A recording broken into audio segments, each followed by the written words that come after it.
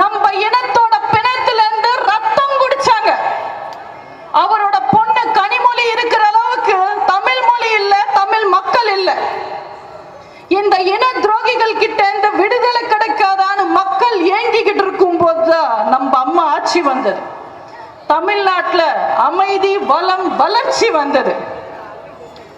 நெஞ்சிலே வீரமும் நேர்கொண்ட பார்வையும் நிலத்தில் யாருக்கும் மஞ்சாத ஞான செருக்கும் இருக்கின்ற புரட்சி பெண்மணி அம்மா. நெஞ்சிலே வஞ்சமும் நேர்காணலில் லஞ்சமும் நிலத்தில் கூட்டணி கலையும் கொள்கையில்லா கொள்ளை கூட்டம் திமுக.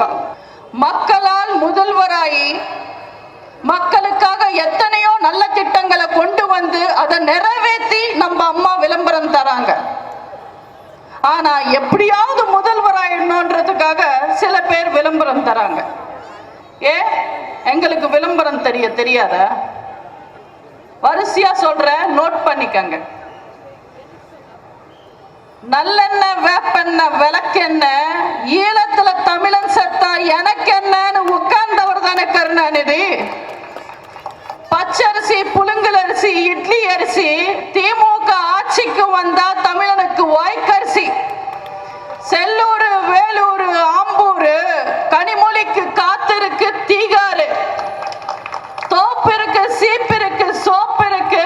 தேர்தல் முடிஞ்ச உடனே திமுகக்கு ஆப்பு இருக்கு. யாருக்கு விளம்பரம் தரீங்க? எலெக்ஷன் நெருங்க நெருங்க பயத்துல அவங்களே அவங்க ஆளுங்களை விட்டுட்டு ஒரு கருத்து கணிப்பை நடத்தி சந்தோஷப்படுறாங்க. திமுக எத்தனை இடத்துல ஜெயிக்கும் ஒரு கருத்து கணிப்பு. சன் டிவியில 200, கலைஞர் டிவியில 2000, நக்கீரன்ல 4000, லோயலால 6000, முரசொலியில 8000. ஆனா மக்கள் கிட்ட பிம்பிளிக்கு பிள்ளாப்பி மாமா பிஸ்கட். இவரு 6வது முறை சிஎம் ஆகணுமா? இப்போ எல்லாம் ஸ்டாலின் எங்க போனாலும் அரசு பணத்துல போட்டோ போடலாமான்னு கேட்கிறாரு.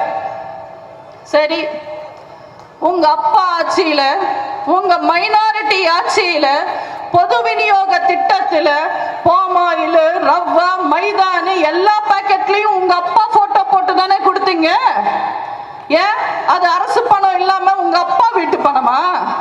அந்த போட்டோ எல்லாம் உங்க கண்ணுக்கு தெரியலையா? ஸ்டாலினுக்கு என்ன கண்ணுல காமாலையா? மக்கள் எல்லாம் முட்டாளு, எல்லாத்தையும் மறந்திருப்பாங்கன்னு நினைச்சு கண்டபடி வளர்ற ஸ்டாலின் மாதிரி ஆளுங்களுக்கு மக்கள் முட்டாள் இல்ல, இனிமே நாங்க தான் முதலாளின்னு நிரூபிக்க வேண்டிய நேரம் இது. யாரோ மண்டபத்தில் எழுதி கொடுத்தது கொண்டு வந்து மேடைக்கு மேடை 1வது வாய்ப்பாடு ஒப்பிக்கிற மாதிரி ஒப்பிக்கிறார் ஸ்டாலின். எல்லாம் மறந்தாச்சு மறந்தாச்சுன்னு பேசிக்கிட்டு இருக்காரு. மக்கள் எதுவுமே மறக்கல. மக்கள் எதெல்லாம் மறக்கலன்னு நான் சொல்லட்டுமா? 2G ஊழலை மறக்கல, மேம்பால ஊழலை மறக்கல, BSNL ஊழலை மறக்கல, ஏர்செல் ஊழலை மறக்கல, சன் டிவி அராஜகத்தை மறக்கல, கலைஞர் டிவி பொய் கணக்க மறக்கல, சென்னை சங்கமத்தை மறக்கல, செம்மொழி மாநாட்டை மறக்கல, கனிமொழி அரஸ்ட மறக்கல, ஆர் ராஜா அரஸ்ட மறக்கல, தாகிருஷ்ணன் கொலை கேஸ் மறக்கல, சாதிக் பாஷா தற்கொலை கேஸ் மறக்கல, தமிழ் இன படுகொலையை மறக்கல, நீங்க போட்ட 1 மணி நேரம் உண்ணாவிரதம் டிராமாவை மறக்கல. நீங்க செஞ்சது எதையுமே மக்கள் மறக்கல. இதுல நாங்க ஆட்சிக்கு வந்தா அதை செய்வோம் இதை செய்வோம்னு சொல்றாங்க. எங்க அம்மா ஆட்சியில ஒரே பிரச்சனைன்னு பேசுறாங்க.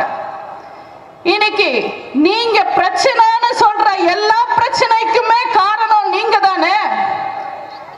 கச்சதீவை மீட்கிறேன்னு சொல்றீங்க, அதை தாரை வார்த்தது யாரு? விவசாயிகளை காப்பாத்துறேன்னு சொல்றீங்க, மீத்தேன் திட்டத்தை கொண்டு வந்தது யாரு? டெசோ மாநாடு நடத்துனீங்க, இலங்கை தமிழர்களை சாகடிச்சது யாரு? மது ஒழிப்பு பத்தி பேசுறீங்க, தமிழ்நாட்டுக்கு மதுவை கொண்டு வந்தது யாரு? மின்சார தட்டுப்பாடுன்னு பேசுறீங்க, அந்த மின்சார தட்டுப்பாட்டுக்கு காரணம் யாரு? நாங்க மக்கள் வாழ தேவையான மிக்சி, கிரைண்டர், அரிசி, லேப்டாப் தரோம். ஆனா உங்க ஆட்சியில உங்க சொந்த டிவியான Sun TV TRP free TV கொடுத்து நாட்டு மக்களை நாசமாக்குனது யார்? சொல்றதுக்கே கொஞ்சம் கஷ்டமா தான் இருக்கு. இந்திரா காந்தி முன்னாடி கால் மேல கால் போட்டு உட்கார்ந்துட்டு இருந்த காமராஜர் வளர்த்த கட்சி இன்னைக்கு கூட்டணிக்காக தோல் மேல கால் போட்டாலும் பரவாயில்லைன்னு குனிஞ்சு நிக்குது. மீத்தேன், 2G, கச்சதீவு, ஜல்லிக்கட்டு, இலங்கை பிரச்சனை, ராஜீவ் கொலை வழக்கு குற்றவாளிகளின் விடுதலை, இப்படி என்ன விஷயம் எடுத்தாலும் காங்கிரஸோட பாலிசி வேற, திமுகவோட பாலிசி வேற. ஆனா இவங்க தேர்தல்ல கூட்டணியா? இது கொள்கை கூட்டணி இல்ல, கொள்ளைக்கார கூட்டணி. தமிழ்நாட்டை மீண்டும் கொள்ளையடிக்கணும்ன்றதுக்காக ஒண்ணு சேர்ந்து இருக்கிற ஊழல் கூட்டம். தரித்திரம் தனியா வந்தாலே தாங்காது, இதுல சனியான சைக்கிள்ல உட்கார வச்சு கூட்டிட்டு வருது. நம்ம தான் ஜாகிரதையா இருக்கணும். நம்ம விஜயகாந்த் பாவங்க, அவருக்கு நிக்கவும் தெரியல, உட்காரவும் தெரியல, பேசவும் தெரியல, சைலண்டா இருக்கவும் தெரியல. அவர் என்ன பண்றாருன்றது அவருக்கே தெரியல. சமீபத்தில் விஜயகாந்த் காஞ்சிபுரத்துல ஒரு மாநாடு போட்டார். சுத்தமா கூட்டமே இல்லை.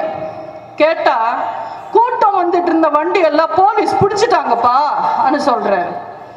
தண்ணி அடிச்சுட்டு வண்டி ஓட்டினா போலீஸ் பிடிக்கதாங்க செய்யும். இது தெரியாம விஜயகாந்தும் பிரேமலதாவும் மது ஒழிப்பு பத்தி பேசுறாங்க. விஜயகாந்த் வந்த உடனே முரச தட்டிட்டு ஒரு 15 நிமிஷம் பேசினார். அதுக்கு அவர் 15 நிமிஷம் முரசே தட்டி இருக்கலாம், சத்தமாவது தெளிவா கேட்டு இருக்கும். நீங்கெல்லாம் பாகுபலி என்ற படம் பார்த்திருப்பீங்க. அதுல கருப்பா விஜயகாந்த் மாதிரியே காலக்கேயன்னு ஒரு கும்பல் வரும்.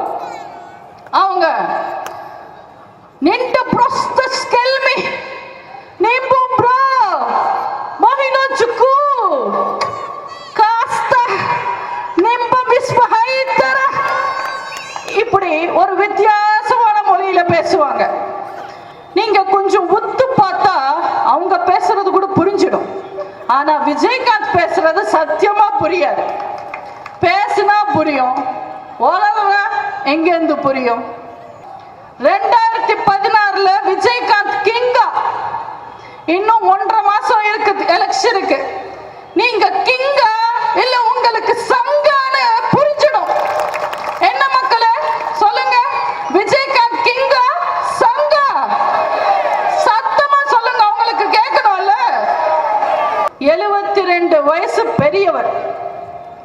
எமர்ஜென்சியிலிருந்து ஹிந்தி எதிர்ப்பு போராட்டம், முல்லை பெரியார் போராட்டம், இலங்கை தமிழர்கள் போராட்டம், பல போராட்டத்தை பார்த்தவர்.